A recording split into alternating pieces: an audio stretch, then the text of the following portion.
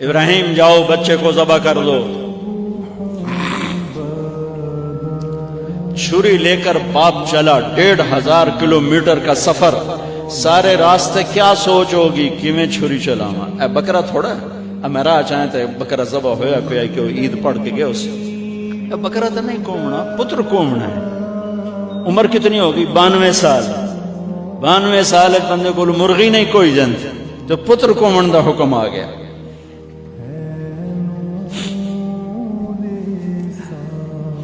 بڑے شیطان کے یوں منہ کرو ادھر لیفٹ، ادھر سے منہ کرو تو رائٹ۔ دو پہاڑ آپس میں ملتے تھے، اس میں ایک اونٹ بن جاتی تھی، وہاں باپ بیٹا کھڑے ہوئے، 92-95 سال کی عمر ہے اور آگے معصوم پھول ہے۔ بچہ تب پرایا بھی ہوئے تو پیارا لگتا ہے، اپنا جگر۔ انی ارا فی المنام انی اذبحک فانظر ماذا تری، بیٹا تیرے ذبح کا حکم آ چکا، کیا کہتے؟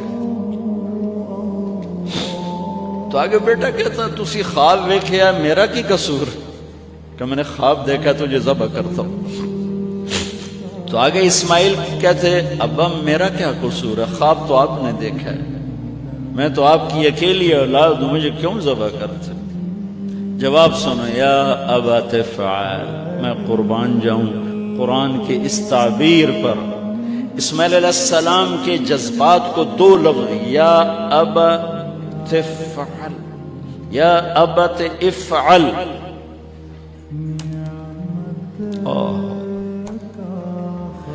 کیا تسلیم و رضا ہے۔ ترجمہ جو بھی ہے، فرمایا دیر کیوں کر رہے ہو؟ اس سے جو نکلتا ہے نا ایک خوبصورت مفہوم وہ ہے، ابا تو دیر کیوں کر رہے ہو؟ تو حیران ہو گئے، تجھے پتہ ہے میں کیا کہہ رہا ہوں؟ ہاں پتہ ہے، اب مجھے ذبح کرنے کا کہہ رہے، تو کوئی گھاٹے کا سودا نہیں ہے، آپ کے بدلے میں جنت، دنیا کے بدلے میں جنت ملے گی اور آپ کے بدلے میں اللہ ملے گا، اس میں کیا گھاٹا ہے؟ آئے خیال پیچھے چلا گیا ماں کی طرف، کہنے لگے ہاں میری ماں نو بڑا دکھ ہوئے گا۔ تو پھر اپنا کرتا اتارا، کہا ابا یہ کرتا میری ماں کو دے دیں، جب میں کبھی یاد آیا کروں گا تو یہ کرتا دیکھ لیا کرے گی، اور مجھے اپنے کرتے میں یہیں دفن کر دینا، مجھے ادھر نہ لے جانا، یہیں دبا دینا، شاید میری ماں میری ذبح شدہ لاش دیکھ نہ سکی۔ 8-9 سال کا بچہ خلیل اللہ کو کیا کہہ رہا ہے؟